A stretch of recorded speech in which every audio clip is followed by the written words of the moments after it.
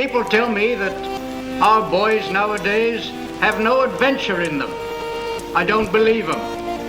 I've found that our boys in the Scouts learn to be backwoodsmen, self-reliant and able to look after themselves, even though they are brought up in cities and towns.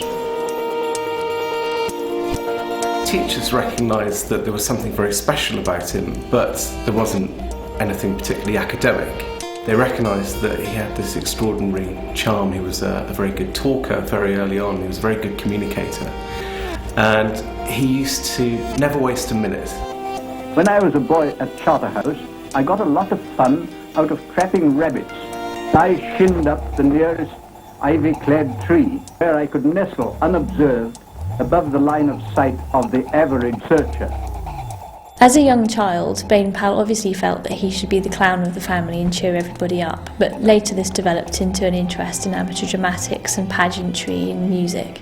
Initially, his mother had wanted him to be an academic, but in fact, he showed great aptitude in entry exams for military training. I started teaching scouting to young soldiers in my regiment. The scheme worked. The men loved the training, and scouting became very popular in the regiment. I wrote a little book called Aids to Scouting for soldiers. It taught them observation, or how to track, and it taught them deduction, or how to read the information given by the tracks. When scouting took off, it surprised him as much as anyone else. I'm not quite sure what drove him, but he had a very strong moral sense to do good.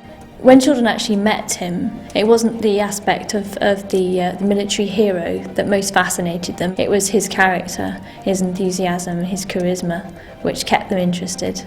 Hello, you boy in the corner there. You ought to be a Boy Scout. You're a fine-looking fella, and I know you would make a jolly good backwoodsman by the look of you. You're ugly enough anyway. He said once that good humour is as catching as the measles. So, he was one of these early pioneers of the soundbite.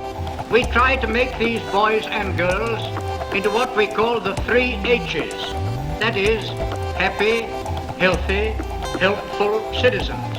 He said it was much better to be kind than to be clever, much better to be helpful than to be ambitious.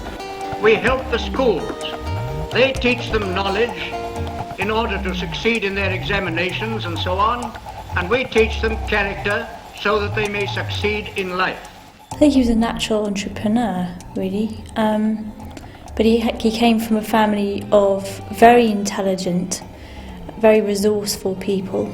He used magazines and radio broadcasts and film, and I think if he was alive today, he'd definitely be doing a weekly blog on the Scouting website. I think Baden-Powell saw something very special in young people. They had a quality which was lost in adult life, and I think people say that he had quite a boy-like quality, and I think what he wanted boys and now girls to do was to never lose that sort of eagerness for life, that innocence, and that real sense that anything is possible, that sense of adventure.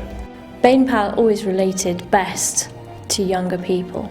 He was known as a boy man, he was known as Peter Pan. It wasn't that he was childish, but aspects of his character were quite childlike. Although you are only a boy, you can, through your training as a scout, do a man's work and show a man's pluck when the call comes. He was such a huge personality, such a cheerful person, such a driver, and such an energetic and likeable person. You get pleasure by amusing yourself, by going to the cinema, or playing football, or eating a good dinner. Well, that's all pleasure. But that feeling of pleasure comes to an end when you've finished your game or your dinner. Happiness is another thing. It is a joy which lasts with you always, and it comes largely from doing good turns which help other people. His legacy, I think, is twofold. Baden-Powell will be remembered as a Victorian war hero, as the defender of Mafeking, but I think his legacy as the founder of Scouting is really in another league. He enabled now 28 million young people and adults to take part in scouting throughout the world. He was immensely proud by the time he died of what he'd done, but even he couldn't imagine the scope of it today. It's probably the greatest export Britain had of the 20th century. And I wish you all good luck and good camping.